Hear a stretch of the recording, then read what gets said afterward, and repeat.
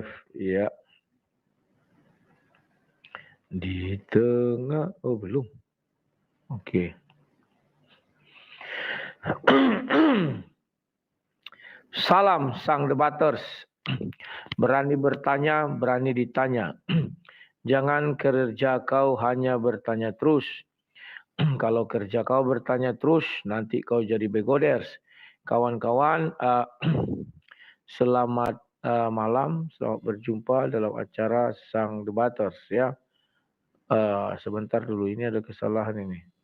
Gimana cara ngapanya? Oh, sabar dulu ya kawan-kawannya, aku mau ini dulu.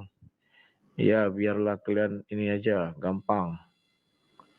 Setiap langkahku diatur oleh Tuhan dan tangan kasih-Nya menuntunku. Di tengah ombak badai menyeruku, kasih-Nya tetaplah padaku. Oke, sematkan. Siap. Oke, selamat malam. Ya, dorong penonton. Aku dorong kemana lagi orang-orang ini? Mau dorong kemana lagi? Capek kepala aku liatnya nih. Udah. Mana bisa aja sini gini ya. Ya, selamat malam kawan-kawan. Selamat berjumpa dalam acara Sang Debaters. Malam hari ini kita akan bicara tentang dongeng. Dongeng ya. Dongeng adalah dongeng ya. Ini tak gimana caranya kok Sinandar itu bisa apa ya? Belum pandai kalau mana aku. Ini si Budi, ini Bapak Budi. Mengapa dia Bapak Budi? Karena dia bukan Ibu Budi. Ntar ya, sebelum kita gas, setting dulu semua. Oke. Kalian saya kasih izin untuk bertanya ya. Silakan bertanya sebebas-bebasnya, saya menjawab. Tadi siang saya bicara tentang preman rohani. Ada yang protes di YouTube saya bahwa dia tidak pernah mengatakan gitu ya. Nanti kalian cari di googling apologet atau preman rohani, itu judulnya ya. Googling aja di YouTube apologet atau preman rohani. Biar tidak menjadi fitnah, video itu masih ada sampai hari ini ya. Silakan kalian tonton. Oke, ini sudah ada yang saya lagi mencari format untuk suara yang bagus, belum ketemu ya. Mudah-mudahan besok ketemu. Selamat malam Lai Rudi. Wes, malam Gunung Batu. Salam silakan. Dari Kalimantan. Boleh bertanya enggak? Boleh. Minta penjelasan Halo. aja Lai Rudi. Siap. Di Kejadian 1 ayat 1. Ayat sampai ayat 3 itu. Kapan kira-kira penciptaan air itu? Ya, kalau kita lihat di Wahyu 21 dikatakan air itu bersumber dari tahta. Ya, tahta kerajaan sorga itu atau tahta Bapa itu. Jadi karena dia tidak di bumi, maka tidak dijelaskan kapan penciptanya. Artinya sebelum bumi ada. Yang dijelaskan di situ pada mulanya Allah menciptakan langit dan bumi. Jadi ayat itu bercerita urutan penciptaan langit dan bumi. Silakan. Di luar bumi apakah ada? Ada. Apa namanya? Sorga. Sorga itu diciptakan di luar langit dan bumi. Silakan. Artinya air itu sudah diciptakan di Kejadian 1 ayat 1 itu ya. Lain. Sebelum. Makasih Lai. Karena itu aja. Ya itu aja. Terima kasih. Oke, terima kasih. Ya. Nah, ntar aku bukakan ayatnya kawan-kawannya. Mana nih? Oke. Ntar ya. Ntar. Ini. Mana nih? Ntar ya. Bukan ini. Satu lagi kawan. Sabar dulu. Saya agak bingung Wahyu 21-22 itu ya. Ini dia. Wahyu 22. Lalu ia menunjukkan kepadaku sungai air kehidupan yang jernih bagaikan kristal dan mengalir keluar dari tahta Allah dan tahta anak domba itu. Ya. Jadi air kehidupan itu kan sumber kehidupan itu, coba perhatikan Kejadian 1 itu ayat 1, 2 dan 3. Bahwa sumber kehidupan itu dimulai dari air. Airnya apa itu? Air yang sumber kehidupan namanya. Itu di Wahyu 22 ayat 1 ada dijelaskan keluar dari tahta anak domba Allah. Sudah. Jadi di sorga itu tahta itu berada di sorga.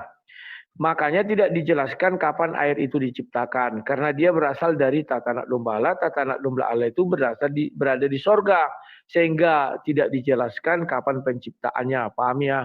Sama dengan penciptaan malaikat pun tidak dijelaskan. Karena malaikat diciptakan sebelum dunia itu ada. Paham ya?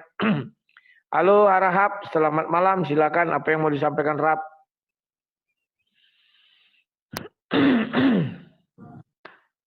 Halo. Horas.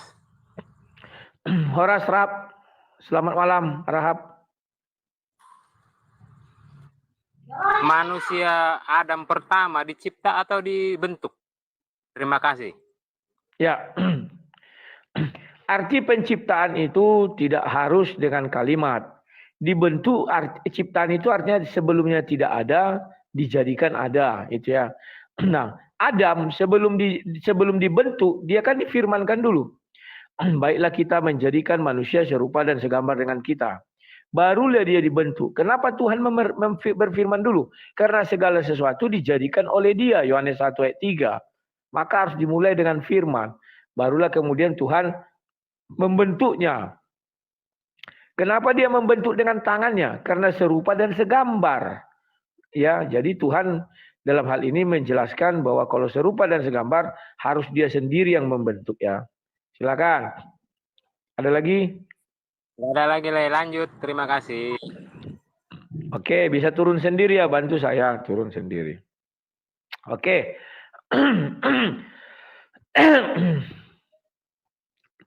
Oh, nggak bisa juga dia.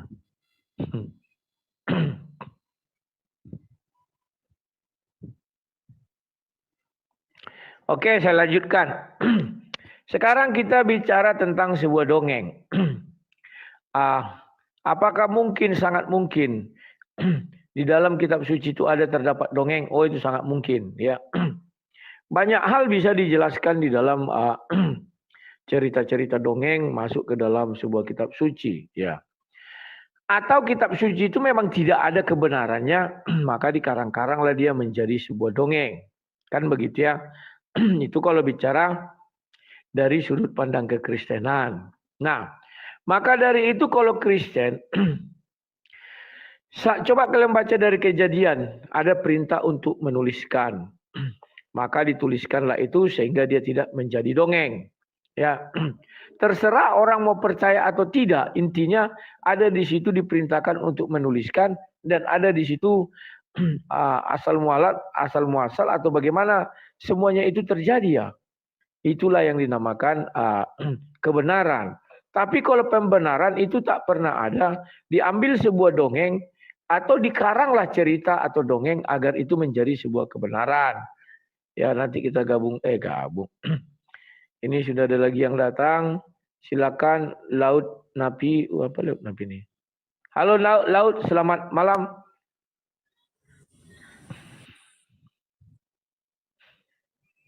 Halo, selamat malam, Mbak. Malam-malam, silakan Laut. Apa yang mau disampaikan? Tadi kan Abang bercerita tentang itu ya, kitab suci. Terus? Abang sepakat bahwa kitab suci itu adalah perkataan Tuhan. Dari mana kau tahu sepakat?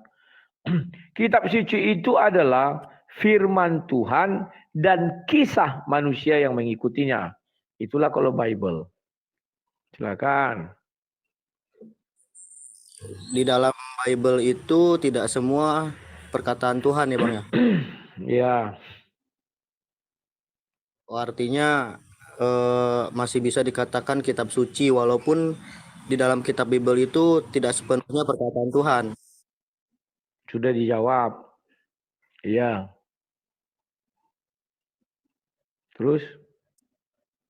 Oh, selain dari kitab perkataan Tuhan di dalam Bible, itu siapa yang menulis, Bang? Ya, yang menulis manusia. Tuhan hanya menulis 10 perintah Tuhan, 10 commandment. Di situ jelas Tuhan menulis, tetapi sudah dipecahkan Musa. Jadi si Musa disuruh menyalin kembali di atas 2 loh batu lagi. Yang ditulis Musa itu adalah tulisan tangan manusia. Jadi semua yang ada di bumi ini tulisan milik manusia. Yang milik Tuhan sudah pecah, ya. Nah, adalah satu kebohongan. Jikalau sebuah kitab suci hanya berisi firman Tuhan. Kalau sebuah kitab suci berisi firman Tuhan itu namanya puisi. Sama dengan saya. Ketika saya menuliskan autobiografi saya, tidak semua ucapan saya masukkan di sana. Pasti ada kisah-kisah manusia yang mengikutinya. Kisah-kisah perjalanan saya yang mengikutinya. Inilah yang saya bilang dongeng. Dongeng-dongeng itu ditawarkan kepada semua orang. Bahwa kitab suci itu 100%, 1.000.000% berisi firman Tuhan. Padahal jelas di sana, kalau memang itu firman Tuhan 100%, artinya Tuhan the messenger of iblis. Kan begitu, karena dia menyampaikan ucapan iblis. Karena dia menyampaikan ucapan setan. Apakah begitu? Kan tidak. Yang benar itu adalah bahwa kitab suci itu berisi firman Tuhan dan kisah manusia yang mengikutinya. Itu dalam Bible. Jangan ada nanti yang baperan ya, iblis kan ya. Tuhan memang berbicara kepada iblis dalam Bible. Tetapi Tuhan tidak pernah menyampaikan pesan iblis kepada manusia. Hanya di kitab palsulah atau di kitab iblislah Tuhan menyampaikan pesan iblis kepada seorang nabi. Silakan.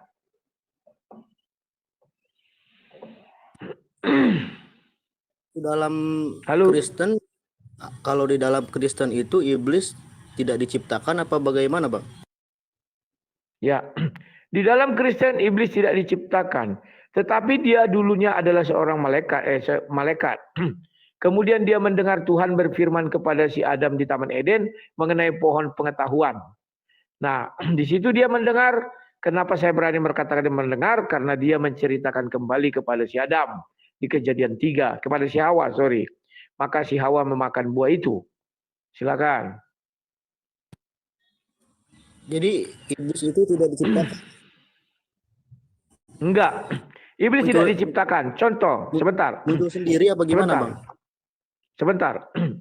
Tuhan tidak pernah menciptakan perampok. Tuhan menciptakan manusia.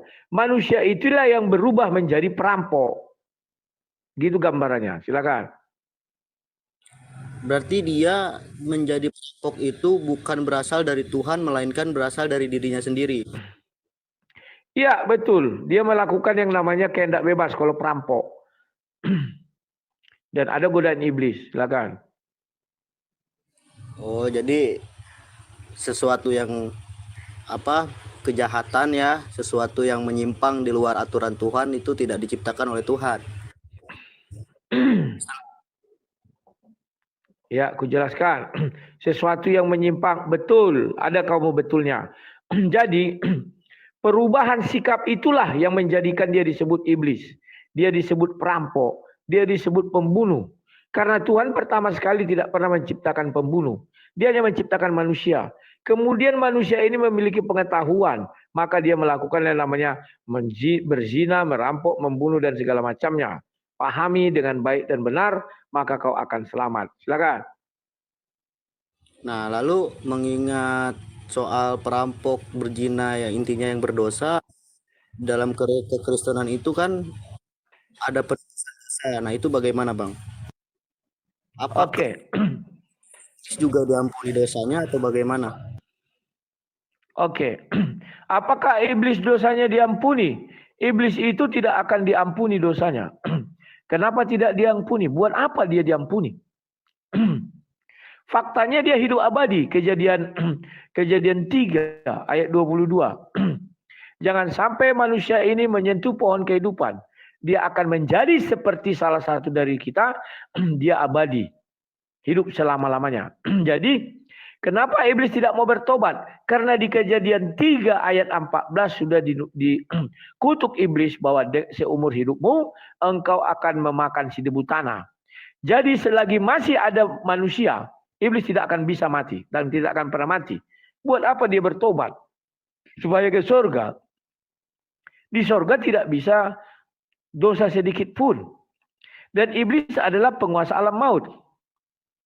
Itulah sebabnya di dalam ajaran Kristen tidak ada iblis, setan, jin, hantu belau memiliki agama. Kalau ada di dalam ajaran Kristen, setan, jin, iblis, anti belau, itu adalah ajaran iblis itu sendiri. Kenapa dia mengatakan begitu? Agar orang percaya bahwa iblis sangat mungkin untuk bertobat. Silakan, namanya juga iblis ya.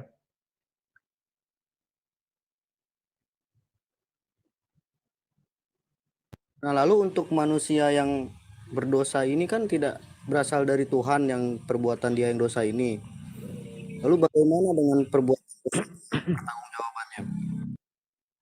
Ya, karena dia tidak berasal dari Tuhan dosa itu, tapi berasal dari iblis.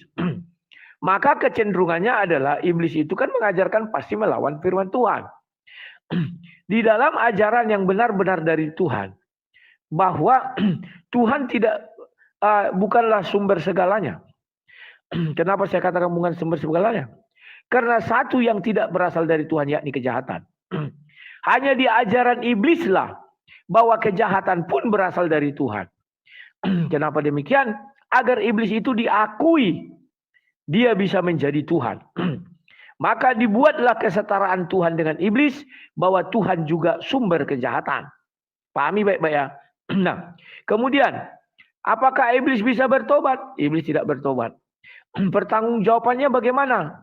Karena dia tidak bisa bertobat, tidak mau bertobat, dan dia hidup abadi, hidup kekal. Maka dibuatlah tempat penghukuman selama-lamanya. Di situ pun dia tidak akan mati. Kenapa tidak akan mati? Karena di situ pun akan dimasukkan manusia. Firman Tuhan di dalam Bible itu kekal. Andai kata di dalam neraka, tadi saya bilang dalam neraka ya, maksud saya. Andai kata di dalam neraka tidak ada manusia, maka firman Tuhan batal demi hukum. Kok batal? Iya, dikatakan di situ makananmu seumur hidupmu adalah si debu tanah. Andai kata di dalam neraka dibuat itu seperti penjara, percayalah kalian, neraka pun tidak mampu menghalangi iblis. Ini hebatnya Bible berkata, makananmu seumur hidupmu adalah si debu tanah. Maka di dalam neraka nanti ada manusia masuk. Kenapa manusia tidak dibuat di Mars? Manusia berdosa harus ke neraka. Kalau manusia berdosa ditempatkan di Mars, sesuai firman Tuhan yang kekal itu, makanan iblis seumur hidupnya adalah si debu tanah, yakni manusia. Dia tidak bisa dipenjara di neraka. Dia akan keluar mengajar manusia. Hebatnya Bible. Lantas kenapa di sorga iblis tidak bisa masuk? Padahal di sorga ada manusia. Betul. Tetapi ingat, darah dan daging tidak bisa masuk ke dalam kerajaan sorga. Andai kata darah dan daging masuk dalam kerajaan sorga, percayalah firman Tuhan itu kekal. Iblis akan masuk ke dalam sorga karena manusia ada di sana makanannya seumur hidup. Itulah sebabnya di dalam ajaran Kristen masuk ke dalam sorga itu dengan tubuh kemuliaan. Tidak dengan tubuh daging ini lagi.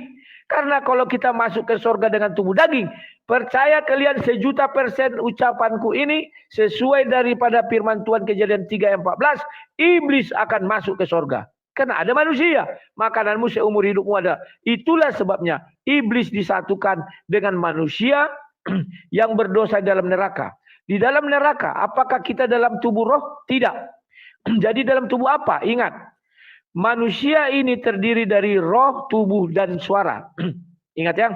Maka apabila roh itu tidak pernah merasakan kesakitan, roh sendiri. Jadi yang bisa membuat sakit apa? Roh itu hidup di dalam tubuh. Sehingga kita hidup, saraf-sarafnya hidup. Yang membuat kita sakit adalah saraf kita berfungsi dengan baik dan benar. Paham ya? Nah, demikian juga tubuh. Tanpa roh dia mati. Mau dibakar, mau dicincang, dia tak tahu sakit. Demikian juga roh. Mau dibakar, mau dia tidak tahu sakit. Pahami dulu itu.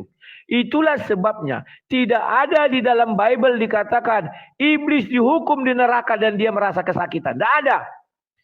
Yang merasa kesakitan itu manusia. Paham ya? Jadi kita di neraka dengan tubuh seperti ini. Terima kasih. Silakan. Ini pengajaran yang tidak kalian dapat di STT ya, sekolah tinggi sangat tinggi sekali. Itu hanya ada di channel Sang Debater. Pengajaran-pengajaran yang luar biasa. Silakan. Iya, jadi maksud pertanyaan saya tuh, misalnya saya Kristen nih Bang, terus saya melakukan dosa yang seperti Abang bilang tadi berzina, kan itu bukan berasal dari Tuhan. Dengan sikap saya yang suka berzina, pertanggungjawaban saya ini apakah masuk neraka atau tetap masuk surga, begitu Bang? Tadi agak putus, coba ulang pertanggungjawaban saya ini apa? Saya ada darah, daging yang menyatu dan roh di tubuh saya. Ketika saya berzina, saya percaya bahwa Yesus itu adalah Tuhan. Bagaimana dengan perilaku saya yang sering berzina?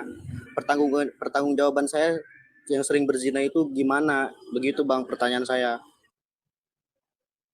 Ya, aku jelaskan pertanggungjawabanmu itu adalah kepada Tuhan tetap. Karena dia yang datang nanti sebagai hakim itu Yesus Kristus. Kita akan dihakimi di hadapan Tuhan oleh Yesus Kristus. Paham ya? Yesus Kristus itu adalah firman Tuhan. Tuhan tidak menghakimi dengan tangannya sendiri. Di dalam Injil kitab suci dikatakan, Tuhan hanya menggunakan tangannya untuk menciptakan manusia. Selebihnya adalah firman yang bekerja. Menghakimi juga firman. Pahami dulu ya. Nah, kemudian daripada itu, bagaimana lagi pertanggungjawaban kita? Saya seorang penzina.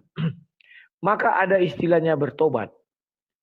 Ya, kalau zaman dahulu orang menebus dosanya dengan mengorbankan hewan. Tapi setiap tahun harus kita lakukan itu. Apa kita sanggup? Kan tidak. Bukan masalah materi. Kenyataannya kadang kita bolong-bolong juga ya. Kemudian datanglah Yesus Kristus. Di Ibrani 10. Dia adalah persembahan yang hidup sekali seumur hidup. Sedunia ini selama-lamanya. Jadi itu namanya, mau kita katakan kau bilang konsep penebusan dosa, silakan. Tetapi kapan itu digunakan, saya sudah sering jelaskan. Ibaratnya itu adalah asuransinya. Bahwa kami sudah diasuransikan oleh Yesus. Jadi kalau kami nanti pas hari penghakiman, ditotal semua utang kami.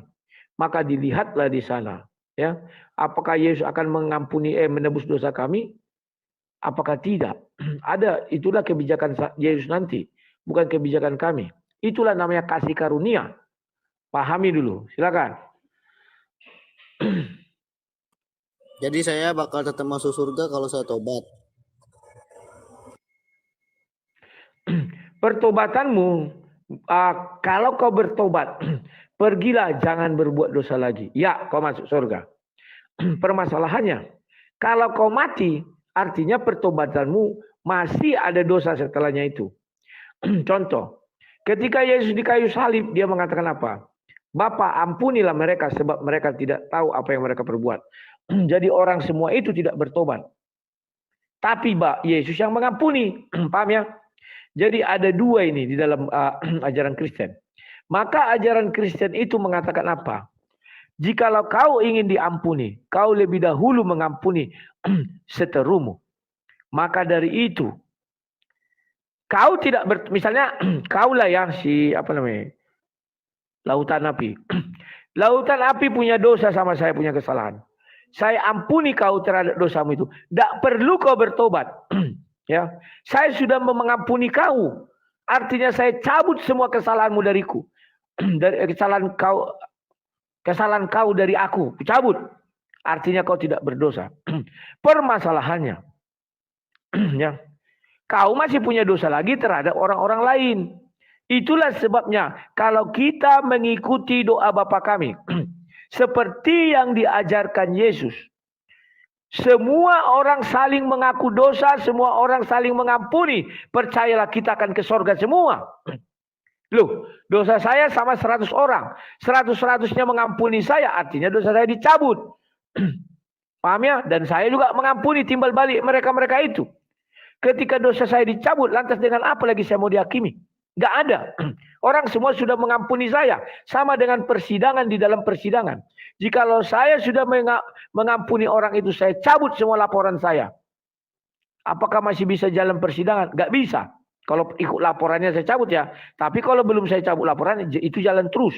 Sekalipun saya sudah memaafkan. Memaafkan hanya meringankan hukuman. Untuk kasus tertentu ya. Kalau teroris nggak bisa.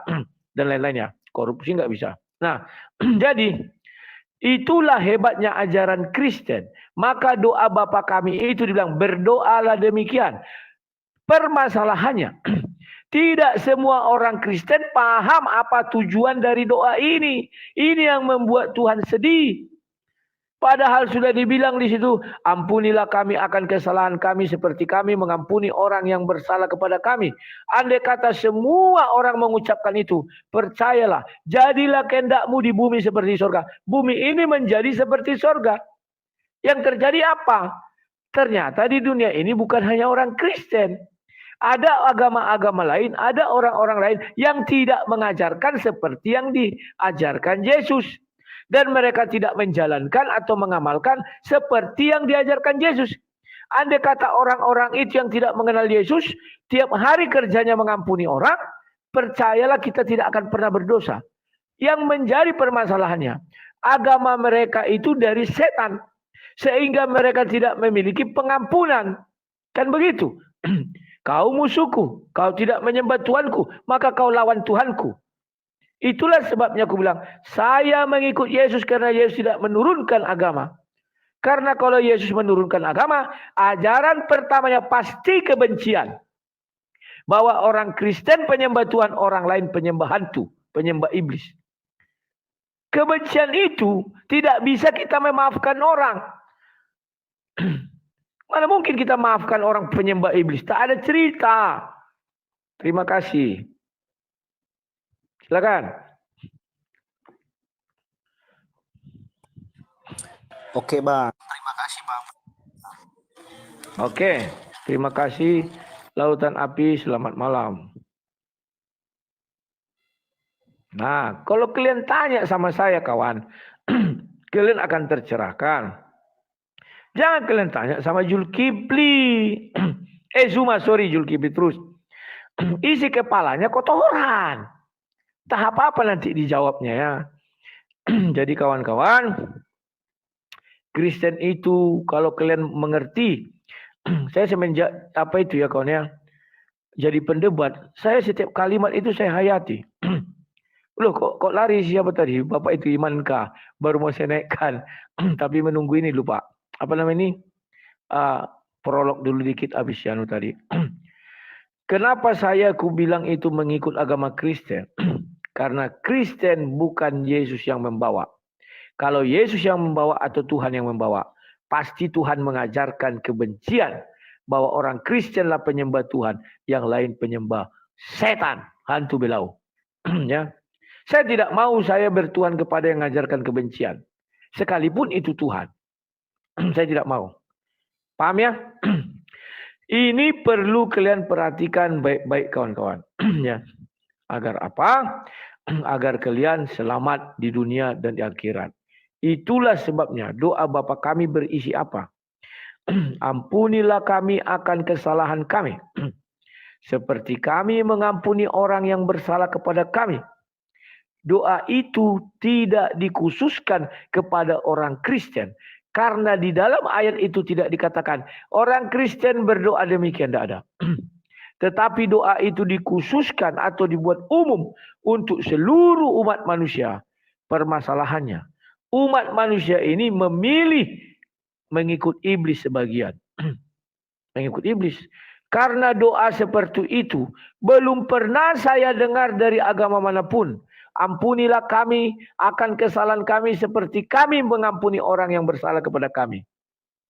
Orang bersalah itu apakah melihat agama? Tidak. Orang bersalah itu apakah melihat suku? Tidak. Penting selagi dia bersalah kita ampuni. Tapi kalau ajaran dari setan, saya bicara Kristen ya. Saya disclaimer semua bicara Kristen. Kalau ajaran dari iblis, dia tidak akan mau mengampuni orang yang tidak menyembah kepadanya. Itu ciri-ciri iblis. Paham ya? Oke, silakan yang mau naik lagi, mau bertanya silakan. Kalau ada yang berani berdebat, wah bagus sekali lah. Mana ada uclim-uclim berani debat sama saya. Aduh, udahlah. Begitu naik, pak, bal-bali. Ya, silakan ya.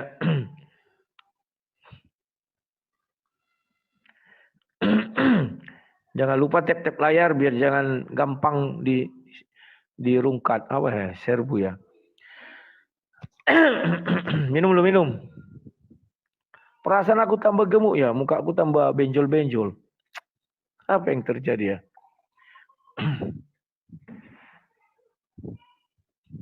Padahal aku udah mengurangi makan.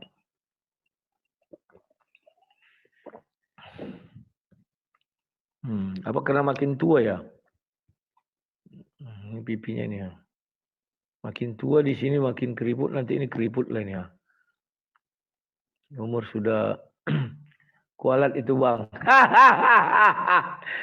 Masa harus ku bilang Tuhanmu nggak ada? Mana mampu Tuhan orang sono membuat aku kualat. Aduh.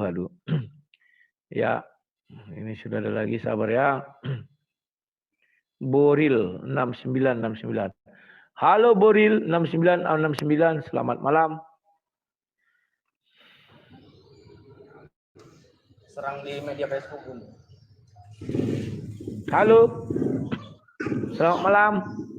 Halo Bang. Malam, selamat. Malam. Silakan. Topiknya apa nih Bang? Ya silakan kau mau bertanya apa aja. Oh, saya bertanya nih. Arti Yesus sang juru penyelamat itu apa artinya, Bang? Kenapa? Sang juru selamat ya? Sang juru selamat, ya. Yesus sang juru selamat itu apa artinya? Ya. Itu diambil dari Yesaya 43 ayat 11. Akulah Tuhan. Tidak ada juru selamat lain selain pada aku. Tuhan apa Jadi, Tuhan, Bang? Tuhan. Ya. Ya, akulah Tuhan. Tidak ada juru selamat lain selain aku. Jadi, Yesus itu adalah juru selamat. Ya. Juru selamat manusia.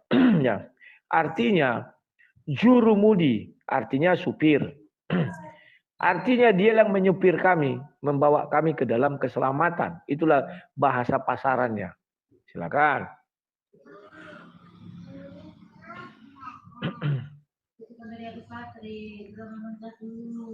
Halo. Ya. Lanjut, Bang. Silakan. Kalau dia dibilang silakan artinya kita bergantian. Oh, nggak gitu. Boleh aku aja. Ya. Oh iya. Terus saya lupa sih di Alkitab. Saya ada lihat itu. Saya ingatkan. Apa dosa ditanggung masing-masing itu apa artinya itu? Ya. Dosa di dalam Kristen ada dua, ya. Ada dua. Sebentar, ya. Dosa di dalam Kristen ada dua. Dosa yang pertama adalah dosa perbuatan. Dosa kedua adalah dosa warisan. Itu dimulai dari mana? Dimulai dari Adam. Bagaimana kisahnya dengan Adam? Matikan dulu Mimu. Di dalam kejadian 2 ayat 17 dikatakan, seluruh pohon ini bisa kau makan buahnya, kecuali pohon pengetahuan. Pada hari engkau memakannya, engkau akan mati. Maka larangan itu adalah namanya larangan terhadap perbuatan. Sudah. Yang terjadi adalah Adam melakukan dosa perbuatan, yakni dia memakan. Dia melakukan sebuah perbuatan, pekerjaan memakan buah itu. Setelah dia memakan buah itu, maka dia dikutuk. Kejadian 3 ayat 19. Dari debu tanah engkau diambil, engkau akan kembali menjadi debu tanah. Sudah. Jadi ada dua dosa. Setelah Adam diusir ke dalam dunia, setelah dia ke dunia, ke bumi, maka kami turun-temurun mengalami yang namanya dosa dua ini. Dosa perbuatan kami, itu kami tanggung sendiri. Jadi ucil-ucil tidak paham. Selalu mengatakan, wah di kitab Yeremia, di kitab Yesaya ada katanya dosa anak tidak turun. Betul. Itu namanya dosa perbuatan. Yang kami terima ini adalah dosa kutukan yang daripada si Adam. Yakni apa? Dari debu tanah kami diambil dan kami akan kembali ke debu tanah. Akibat upah dosa adalah maut. Silakan. Udah cukup itu aja Bang. Saya izin Oke. turun dulu Bang ya. Saya izin turun dulu ya. Siap, terima kasih. Terima kasih ya. Yang bagus itu gitu kawan ya. Kalian membuat sebuah sebuah keputusan, misalnya mau turun. Jangan aku pencet nanti lama kali kawan ya. Ya. Terima kasih atas kebaikan kalian, donasi yang masuk hari ini 1 juta ya untuk pembangunan gereja GBI Kairos. Kawan-kawan yang di TikTok, kalau kalian mau berpartisipasi, kasih aja gift yang lope-lope kecil-kecil itu enggak apa-apa. Itu udah aku anggap sebuah partisipasi atau mawar seperti ini. Ya. Atau kalian kalau punya kelebihan, ya terserah kalian mau beri apa ya.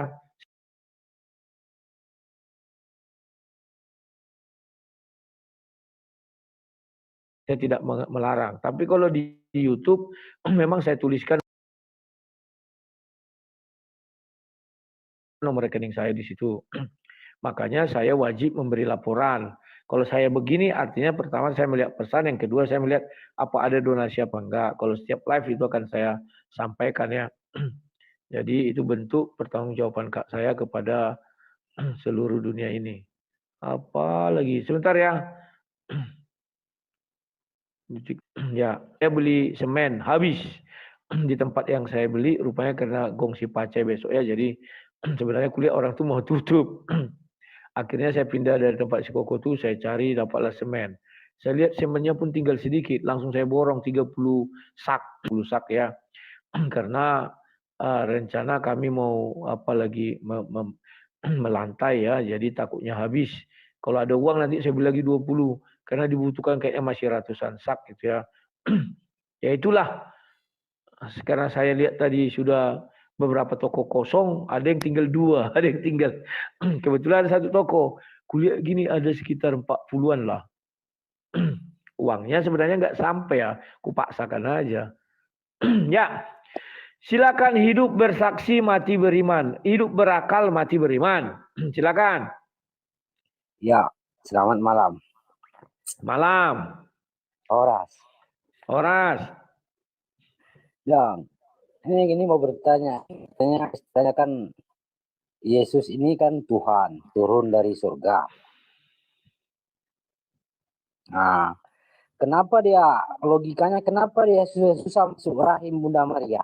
Itu aja pertanyaan. Logikanya apa kau bilang? Agak kabur suara. Kenapa dia? Enggak.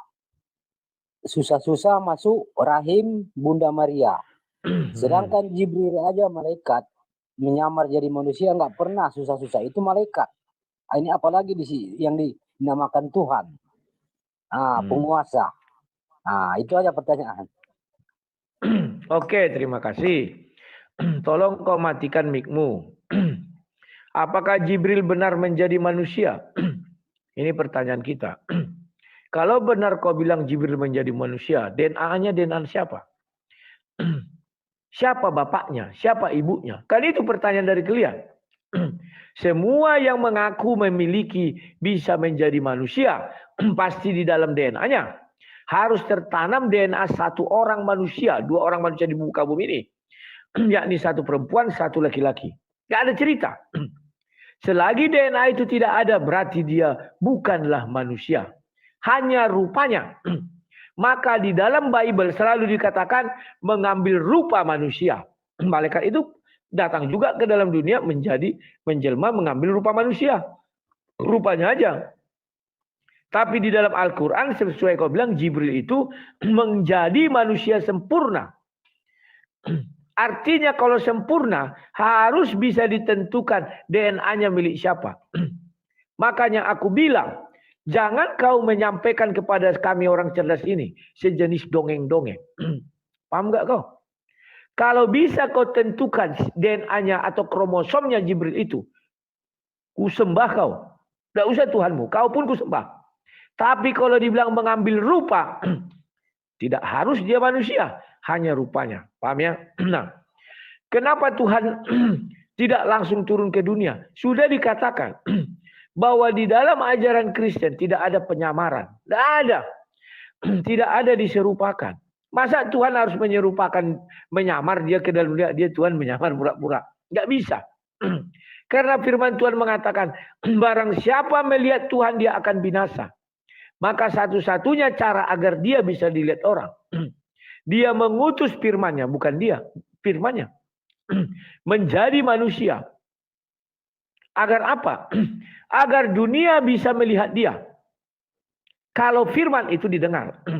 Tapi karena dia menjadi manusia bisa dilihat. Contoh biar kau cerdas. Perhatikan gambar di samping kameramu ada gambar saya. Sekarang kita berdua berada di dunia maya. Paham ya? Dunia maya ini saya ingin masuk ke dalamnya. Tak bisa. Karena saya berwujud daging. Daging tidak diterima di dalam dunia maya. Gak bisa saya masukkan saya langsung. Tidak bisa. Maka caranya bagaimana? Saya harus merubah diri saya menjadi digital 0101. Barulah saya bisa masuk ke dunia maya dan berbicara kepada semua orang di dalam dunia maya. Paham ya? Begitu juga Tuhan. Tubuhnya yang roh itu, yang masuk itu, tidak bisa masuk ke dalam dunia. Satu-satunya cara dia merubah firman. Iya, tapi berarti Yesus 100%. Halo.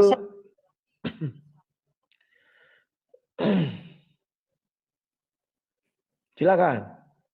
Enggak, Yesusnya berarti 100% manusia, berarti. Oke, aku jelaskan. Yesus itu adalah 100% manusia, 100% Tuhan. Tetapi manusia Yesus bukan seperti kami. Karena ayat itu berkata firman menjadi daging. Satu-satunya manusia sebelum Yesus yang tercipta dari daging bernama Hawa. Hawa dari daging. Paham ya? Sehingga Hawa hanya memiliki DNA daripada si Adam. Karena dia tercipta dari si Adam. Dari tulang rusuknya dan dagingnya. Tapi setelah itu, Yesus itu adalah daging yang menjadi manusia. Bukan tanah. Kalau tanah pasti ada pertemuan sel telur dengan sel sperma. Itulah ciri-ciri tanah. Silakan. Ya walaupun sel telur dengan sperma bertemu, kalau nggak ada firman nggak akan jadi. Di dalam ajaran Kristen, firman tidak ada lagi. Karena Tuhan sudah menjadikan cukup sangat baik. Di Kejadian 1 ayat terakhir dikatakan, maka Tuhan melihat semuanya cukup amat baik, teramat sangat baik.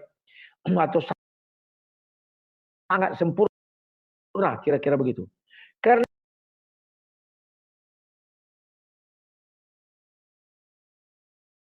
sudah sempurna semua, maka dia berjalan secara otomatis. Sudah sempurna, ngapain untuk mencipta-cipta? Artinya apa? Yang diciptakannya itu belum sempurna. Maka perlu penyempurnaan. Silakan. Iya, dari zaman dulu nggak pernah Tuhan bekerja. Dia cuma mengirim firman dan utusannya. Dari mana Tuhan? Dari mana ayatnya ada Tuhan bekerja? Ya. Dia cuma mengucapkan, ketika Tuhan mengutus utusannya, menyampaikan bahwa dia ada. Oke. Siapa bilang Tuhan tidak bekerja? Ketika dia menciptakan Adam, dia menciptakan dengan tangannya langsung, kedua tangannya. Artinya dia bekerja. Ketika dia menciptakan langit dan bumi, dia bersuara, berfirman. Artinya bekerja. Bekerja itu jangan kau kira mencangkul atau bawa mobil, tidak. Saya bicara ini bekerja. Saya makan bekerja. Paham ya? Silakan. Alah, oke lah, nggak nyambung. udah Oke. Le. Madu. Melihat Le. Oke. Turun. Melihat dah. Udah. Oke. Halo. Kalau dibilangnya madung itu dari Tapsel. Ya bagaimana dia mau mengerti? Dari tadi siang juga saya berhadapan dengan keledai. Nggak bisa mengerti. Bagaimana meyakinkan lalat bahwa bunga itu indah? Nggak bisa kawan. Tapi kalau kau bilang bangke itu indah, lalat tahu. Oh iya, bangke itu indah. Kenapa? Karena otaknya itu sudah disetel. Bahwa dia hanya tertarik kepada bangke. Tapi kalau ditunjukkan bunga mawar itu indah, nggak tertarik dia kawan. Pasti dibilang ya kau salah. Sejak kapan itu indah? Namanya juga lalat. Ya silakan. Diangkat aku. Halo. Roper 88. Selamat malam Leku, silakan. Selamat malam. Malam. Ada suara aku dengar ya? Dengar, bagus. Makanya aku jawab. Oke. Jangan main jok kau bilang leh. Ya, silakan. Kasar kali, ngeri kali Len. Batak men. Silakan. Aku mau tanya aja Bang. Ya. Tentang mimpi Nebukadnezar.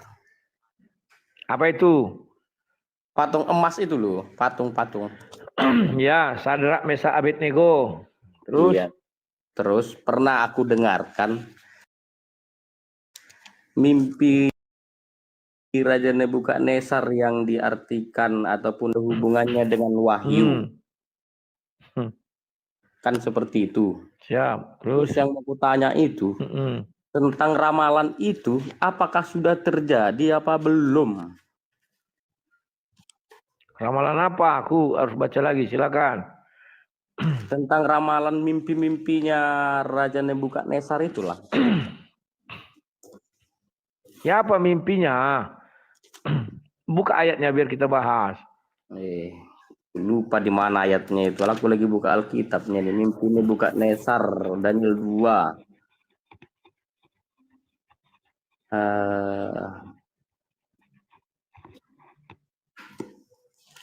Di situ kan tentang kerajaan kan. Dan terus kalau di Wahyu itu kerajaan 1000 tahun.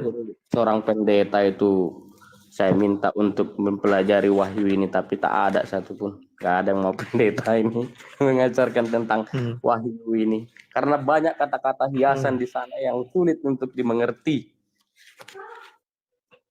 Itu sih sebenarnya aku kepingin Bang untuk menerangkan tentang Wahyu dan hubungannya dengan mimpi Raja Nebukadnezar yang diartikan oleh Daniel. Itu sebenarnya lama aku ikutin Abang, tapi nggak pernah dibahas tentang masalah itu. Ya, dia tidak kubahas karena tidak ada yang bertanya.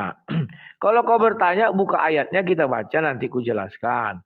Kalau aku belum dapat jawaban, nanti ku katakan, ya itu PR ya. Slow saja. Semua Gitu rahasia ya, itu jadi ada, baca dulu lah ya, gitu akan ya. disingkapkan. Kenapa? Aku baca dulu aja lah ya. Mengenai tentang Ya. inilah Bang. Di Wahyu itu kan, di Wahyu 6 itu kan. Ke-6 materai pertama dibuka. Terus kan ini semua tentang ramalan. Bedakan ramalan dengan nubuatan. Nubuatan. Ramalan itu adalah perkataan manusia yang kebenarannya belum tentu. Tapi kalau nubuatan itu firman Tuhan yang pasti terjadi. Bedanya kepastian ya. Oke. Ya. Nubuatan. Ya, terus? Cobalah dulu Abang membuatkan, aku pengen dengar kitab yang dimateraikan dan anak domba Wahyu 5. Aku ingin mendengarkan orang yang menerangkan tentang kitab Wahyu ini gitu loh.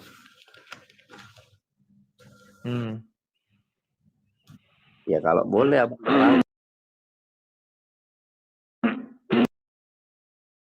Abang lihat kayak Oke. Aku ya nggak pandai aku berkhotbah. Kalau berkhotbah itu harus kita merujuk kepada Matius 5.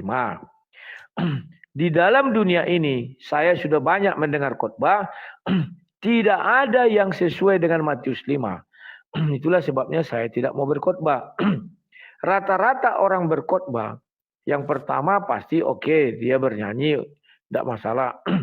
Dia membaca firman Tuhan. Kemudian dia mulai menjelaskan firman Tuhan. Kemudian dia mulai bercerita dirinya, diri orang lain, dan orang yang lebih jauh lagi, baru dia kembali ke dirinya, baru kembali ke firman Tuhan. Padahal kalau mau berkhotbah, ikutlah rangkaian khotbah di Matius 5. Titik. Pendeta di STH atau dimanapun harus belajar teknik berkhotbah disesuai dengan Matius 5. Kebanyakan mereka lulusan STT tidak pernah paham.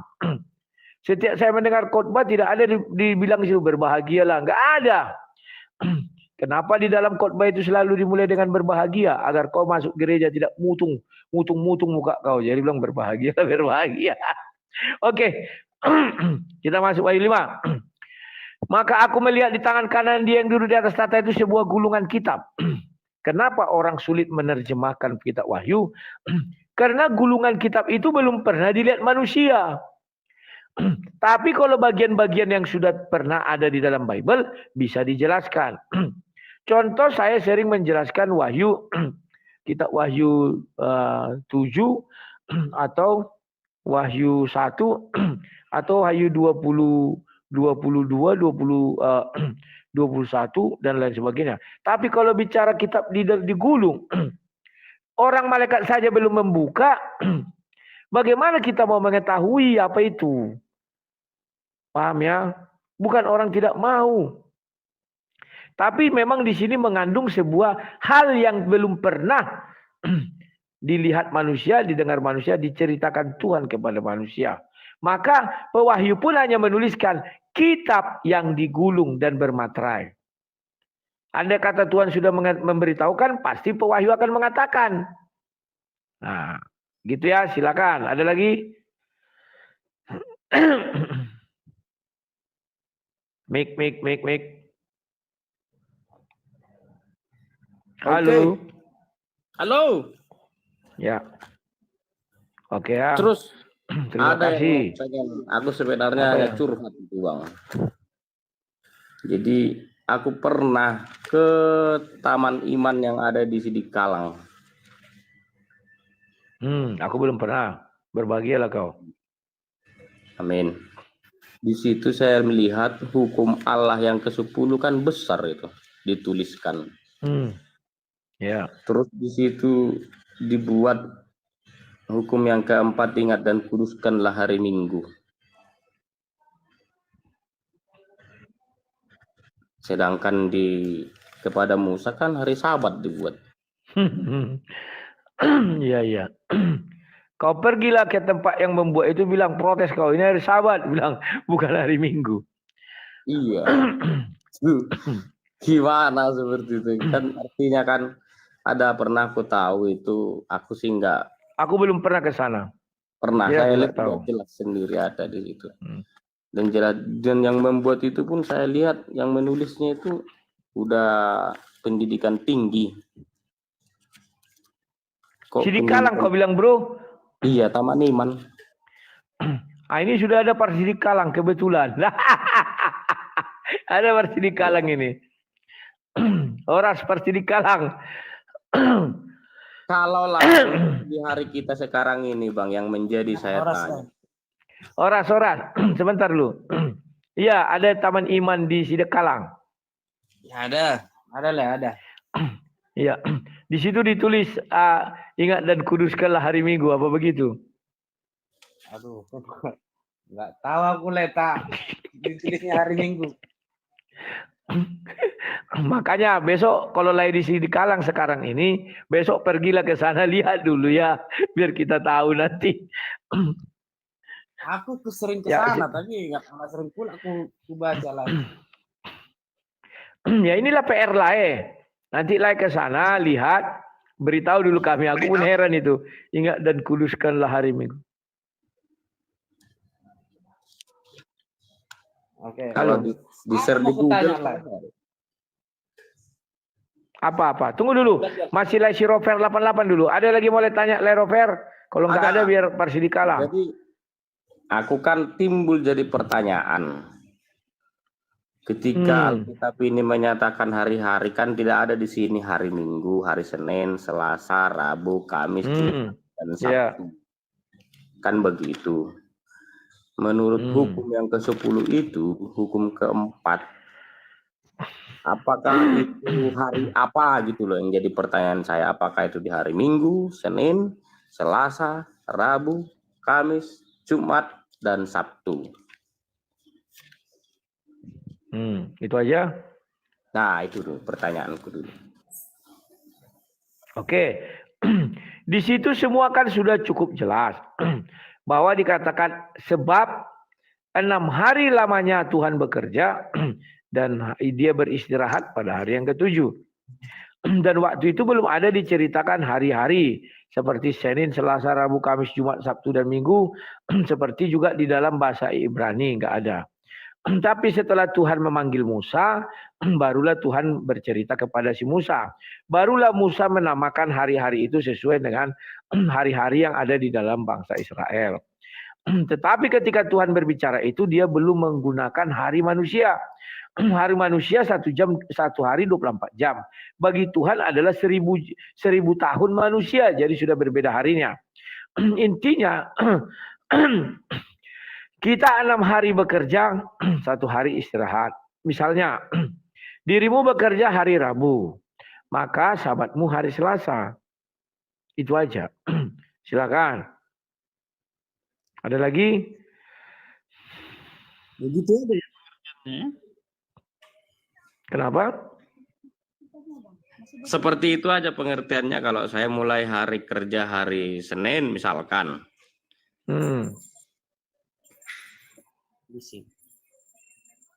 Terus hari Minggu.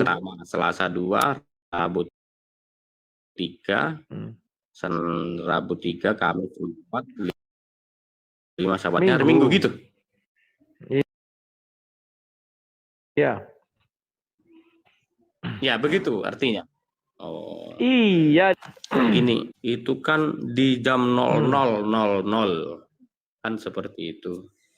Apakah ada penerangannya di Alkitab, entah itu di ayat mana ataupun di kitab mana, yang artinya pergantian hari itu jam 12 malam atau sore ataupun pagi gitu. Maksud saya, ngerti abang maksud saya itu? Ngerti. Nah, coba gimana? Karena kan sering di malam. Penjelasannya di dalam Bible ada penjelasannya. Bahkan Yesus pun berbicara tentang hari itu. Tetapi Yesus menggunakan takaran orang Yahudi. Bahwa 12 jam itu adalah pagi, malam, sore ya. Itu udah menjelang maghrib sampai paginya. Pokoknya dia berganti dimulai dari sore. Itulah jam di dalam orang Yahudi. Kalau jam di dalam kita itu mengikut, saya lupa ya apakah Romawi atau apa. Itu 24 jamnya itu ya dimulai itu dari jam 12 itu, 00 itu. Itulah bedanya. Silakan. Masih kurang ini aku bang, kurang ngerti aku, kurang jelas. Yang artinya kan pergantian hari itu kan kalau di penciptaan pagi dan petang, katanya kan gitu. Ya itu pagi dan petang orang Yahudi kan berbeda dengan kita. Untuk kepastiannya di Alkitab itu tidak ada bang ya? Kepastian apa?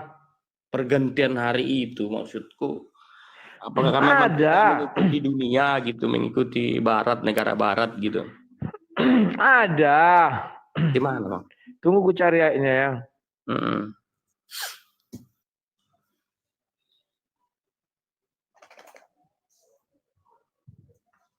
Nantilah ku cari ya. Dia berbicara 12 jam itu. Ada Yesus berkata itu ya.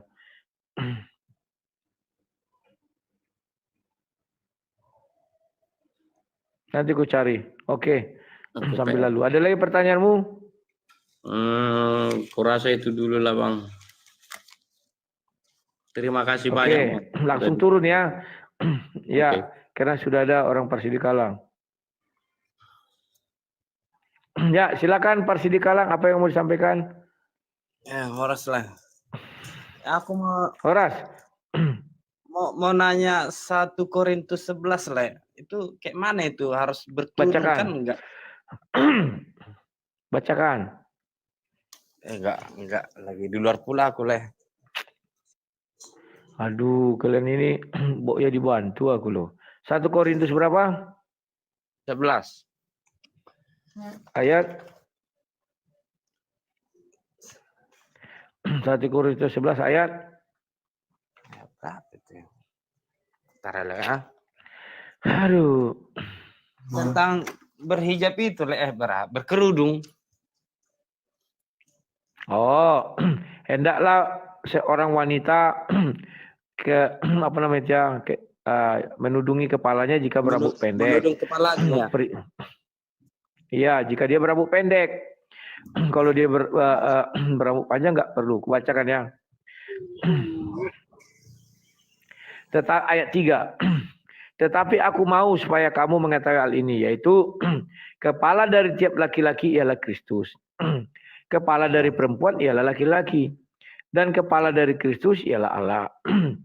Tiap laki-laki yang berdoa atau bernubuat dengan kepala yang bertudung menghina kepalanya. Nah ini. Jadi di dalam gereja atau ketika kita mau bernubuat, jangan pakai topi. Jangan pakai penutup kepala. Kenapa? Memang laki-laki itu rambut pendek ya. Tetapi tiap-tiap perempuan yang berdoa atau bernubuat dengan kepala yang tidak bertudung ya, menghina kepalanya. Sebab ia sama dengan perempuan yang dicukur rambutnya. Jadi perempuan itu harus bertudung. Kalau bernubuat atau berdoa di dalam apa? Itu di dalam bait Allah ya. Kalau kita misalnya tidak bernubuat ke pasar, ya nggak masalah. Jadi ini ya. Sebab jika perempuan tidak mau menudungi kepalanya, maka haruslah ia menggunting rambutnya. Jadi perempuan, mahkotanya adalah rambut. Maka kalau dia tidak mau bertudung, maka dia harus menggunting rambutnya. Jadi kayak demimor ya. Demimor. Paham ya? Dia harus seperti demimor itu, rambut pendek dipotong ya. Juga perempuan tidak mau menudungi kepalanya, maka harus ia juga menggunting rambutnya. Jadi kalau perempuan rambut pendek nggak perlu menudungi. Ya. Tetapi jika bagi perempuan adalah penghinaan bahwa rambutnya digunting atau dicukur, maka ia harus menudungi kepalanya.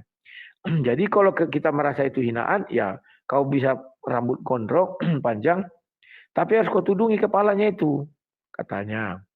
Sebab laki-laki tidak perlu menudungi kepalanya. Ia menyinarkan gambaran dan kemuliaan Tuhan. Tetapi perempuan menyinari kemuliaan laki-laki. Sebab laki-laki tidak berasal dari perempuan, tetapi perempuan berasal dari laki-laki.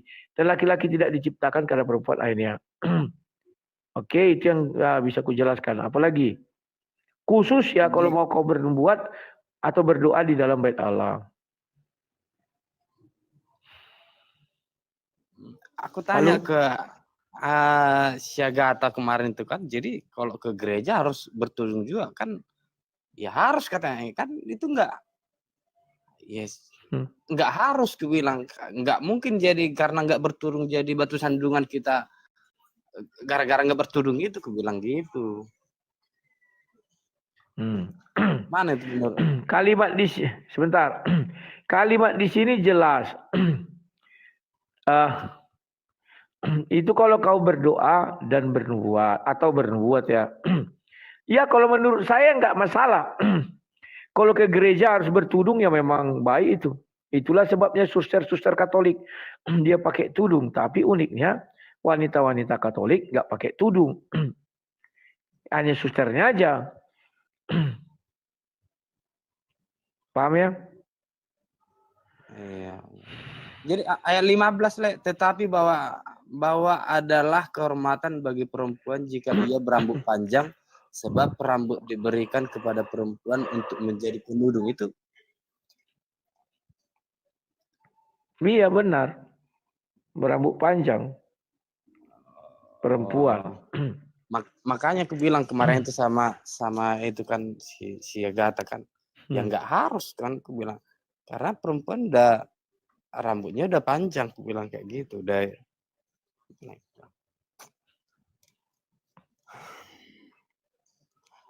Ada lagi? Oh, nggak ada lagi. Oke lah. Ya. Kalau ya harus Ya. ya. Ya, boleh keluar sendiri ya. Jadi itu jelas ya kawan-kawannya. Ayat 15. Tetapi bahwa adalah kehormatan bagi perempuan jika ia berambut panjang, tanda tanya itu. Dia bertanya. Sebab rambut diberikan kepada perempuan untuk menjadi penudung. Ya. Tetapi jika ada orang yang membantah kami maupun jawab malah tidak mempunyai kebiasaan demikian. Ya. Di ayat ini sebab jika perempuan tidak mau menudungi kepalanya, tiap-tiap perempuan yang berdoa atau bernubuat dengan kepala yang tidak bertudung menghina kepalanya. Sebab ia sama dengan perempuan yang dicukur rambutnya. Oh, ya. Sebab jika perempuan tidak mau menutupi kepalanya, maka haruslah ia menggunting rambutnya. Tetapi jika perempuan adalah penghinaan, maka rambut yang gunting atau cukur, maka harus menutupi. Oh ya, sudah ya. Kalau kita, saya katakan memang itu bagus kalau ke gereja. Tapi yang terjadi sekarang, kita itu mengatakan segala sesuatu itu jadi batu sandungan. Kan lucu juga. Kenapa saya katakan bagus? Saya juga sebagai laki-laki, jika melihat wanita ditudung kepalanya di dalam gereja, kalau dia cantik, saya lirik-lirik. Apalagi kalau kalian gereja-gereja di Jakarta. Oh, pernah saya sekali di Yogyakarta ya. Bergereja di hotel. Itu pakai rok mini-mini, pakai baju ketebe-ketebe itu ketiak bolong. Aduh, aku bilang. Waktu itu aku masih muda, jadi aku melirik-lirik lah terus. Cantik-cantik kali orang ini, dikit-dikit kulirik, dikit-dikit. Nah ini dia kawannya. Jadi saya ke gereja itu jadi berdosa. Karena niatannya apa? Setelah melihat, pasti ada di dalam diri kita ingin mempreteli dia. Dan menginginkannya. Biasanya kan begitu ya. Itulah sebabnya kalau ditudungi, harusnya itu membawa kepada satu kekusukan beribadah. Tapi faktanya ada juga yang ditudungi. Bahkan sepanjang kain apa namanya ya, kain spray itu ya, tapi tetap juga dituncit, diperkosa. Ini memang sifat manusia, bukan karena tudung ya kawan. Kau menghina agama kami karena kami pakai tudung. Dodong, kami bicara Bibel, ada penudung. Jadi kalau kalian pergi keluar pakai tudung kepala perempuan, kalau ada bilang, kau menghujat agama kami, bilang dodong. Itu lebih dahulu Bibel ada, baru agama kau bilang. Ya.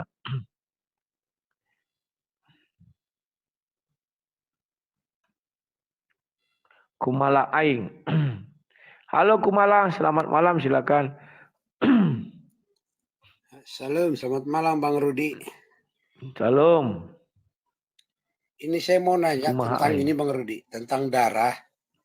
Kita orang Batak kan doyan makan darah. Gota itu kalau nggak masuk disaksa kan nggak enak. Sementara pandangan Alkitab tentang darah itu gimana?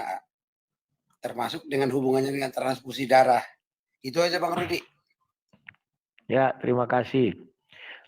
Kamu mau jawaban jujur apa jawaban ecek-ecek? Jujur lah, masa ecek-ecek Bang Rudi gimana sih? Karena ada orang yang mau ecek-ecek gara-gara dia punya doktrin tidak bisa makan darah. Enggak, ini serius. Iya, ku jelaskan. Saya dulu diusir dari gereja GSJA gara-gara menjelaskan tentang makan darah ini. Saya dulu dipercayakan namanya KKA. Saya mengasuh KKA dan membuat pemuritan. Sebelum saya datang di gereja itu KKA hanya sekali seminggu.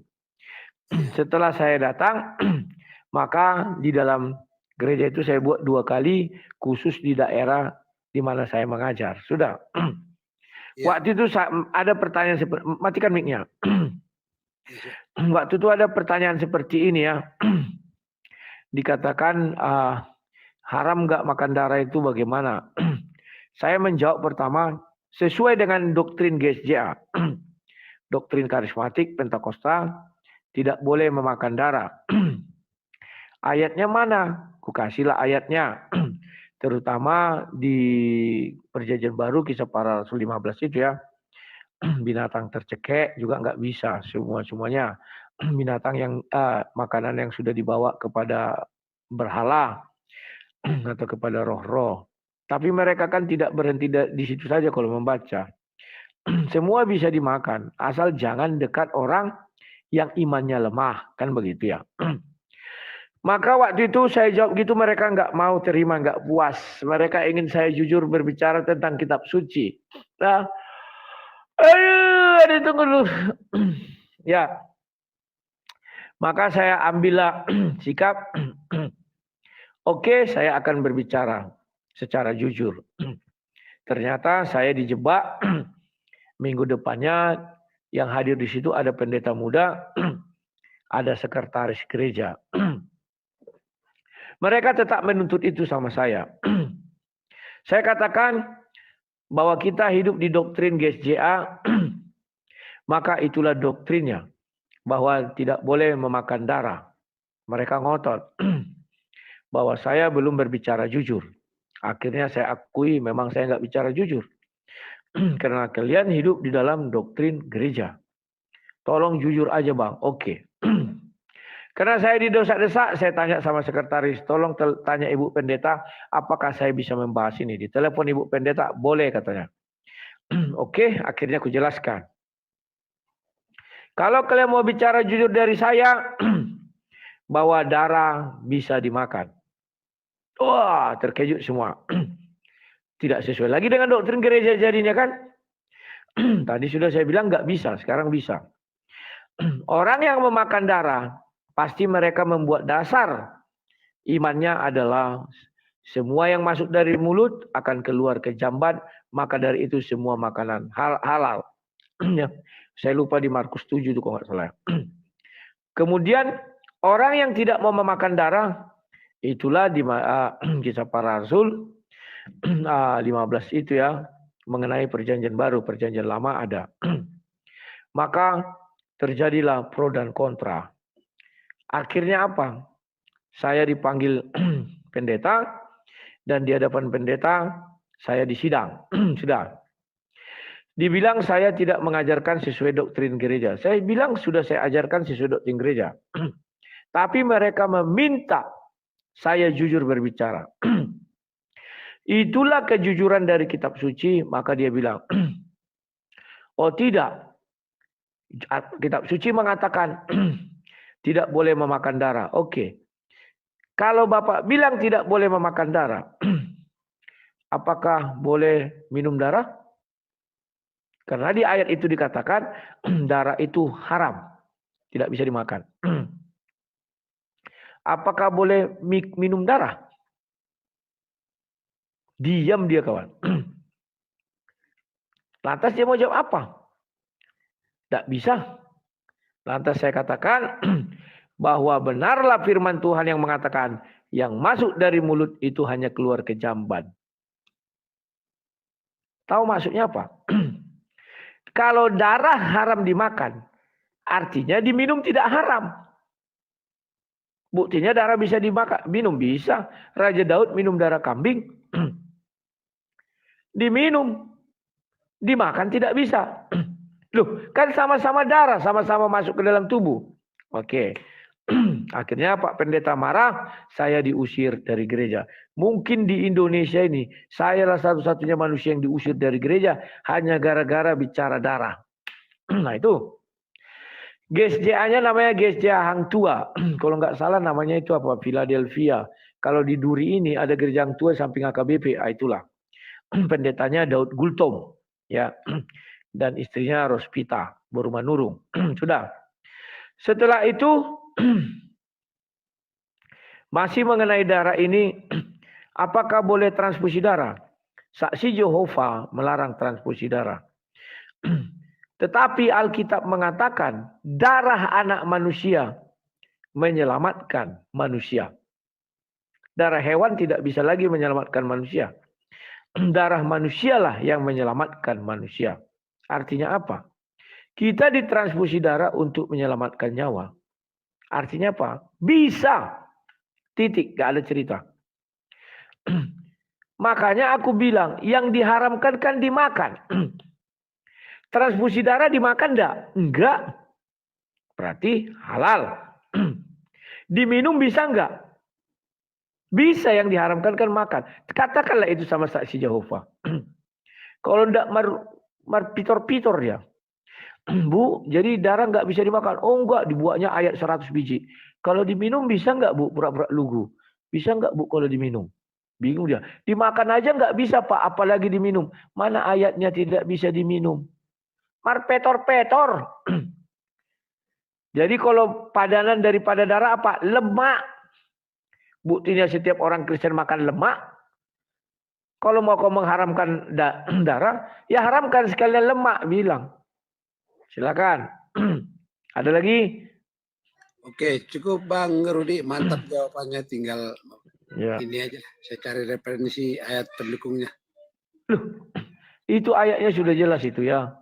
Iya, nanti gitu cara menjawabnya pura-pura nggak tahu, bilang diminum Siap, boleh nggak siap. ya, bilang. Siap, Oke ya. Oke, makasih Kumaha Bang Rudi. aing. Siap. Oke, saya di Ternyata orang Batak pandai bahasa Sunda deh kawan. Kumaha kan ya. Ya, kawan-kawan, saya ini sudah makin tua. Jadi memiliki keterbatasan fisik ya. Maka dari itu saya membatasi sampai jam 9, terkadang sih sampai jam 10. Karena ini sudah berapa jam? 1 jam. Saya mau istirahat dulu ya, 1 jam 15. Besok kita jumpa lagi, percayalah, ulang video saya ini kawan. Beritakan kepada orang lain. Di mana menonton video ini untuk mengulang? Kau tonton di YouTube, nama YouTube-nya Sang Debaters. Ya. Judulnya malam ini aku buat, dongeng itu menjadi satu kebenaran. Di situ jelas ya. Ulang-ulang kalian pengajaran saya ini banyak berbeda dengan pengajaran para pendeta. Pendeta pun tidak mampu mengajarkan ini. Contoh tadi mengenai surga dan neraka, apa hubungannya dengan iblis, apa hubungannya dengan manusia. Percayalah kalian, kalau kalian sudah paham, nanti kalian baca kitab suci gampang. Karena kalian perhatikan kalimatnya. Sama dengan seorang ahli hukum. Dia bicara unsur. Unsur itu terkandung di mana? Di kalimat yang ada di dalam pasal-pasalnya itu. Ya, itulah sehingga kalian bisa menjelaskan dan menerangkan. Oke, sekian dan terima kasih, sampai jumpa. Saya ada tamu kebetulan ya. Terima kasih atas tap-tap layarnya. Terima kasih terhadap hatinya, terima kasih atas ininya. Pokoknya semua terima kasih. Yang di YouTube terima kasih atas bantuan kalian untuk pembangunan gereja. Dana yang dibutuhkan kurang 2 juta lagi ya. Untuk gaji mereka besok, mereka ada gajian. Tadinya saya mau buat untuk orang listrik masih kerja ya. Saya lihat itu mungkin agak seminggu lah. Jadi masih ada kesempatan minggu depan bayar. Dana yang untuk gaji listrik itu saya belikan semen. Saya takut kehabisan semen ya. Karena pekerja bilang kita kerja aja bang. Karena nanti mau makan apa. Aku bilang libur kan cuti bersama. Mereka tidak cuti kan. Kita kan tidak pegawai kan ya. Oke. Begitulah kawan-kawan. Sampai jumpa. Salam dari Sang Debater. Sehat selalu. Selamat malam.